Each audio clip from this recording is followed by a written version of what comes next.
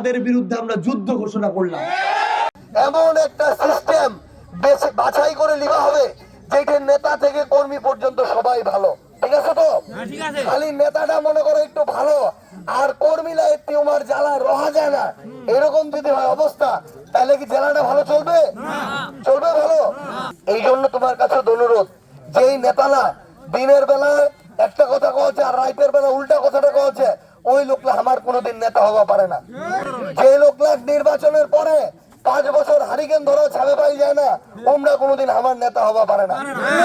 এখন আর ওই দিন নাই, আমরা ওই নেতা লাগ করে দিবা চাচ্ছি, ওই দিন আর নাই যে মানুষ দল মার্কার পরিবার দেখে ভোট দিবে।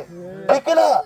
ওইলা দেখে ভোট দিবে নি, মানুষ ওইটা থেকে ভোট দিবে যে কে মানুষের উপর জুলুম করে না, কে মাদক ব্যবসা করে না, কে শিক্ষা প্রতিষ্ঠান ধান্দাবাজি করে না, মানুষ এই জিনিসটা দেখে ভোট দিবে।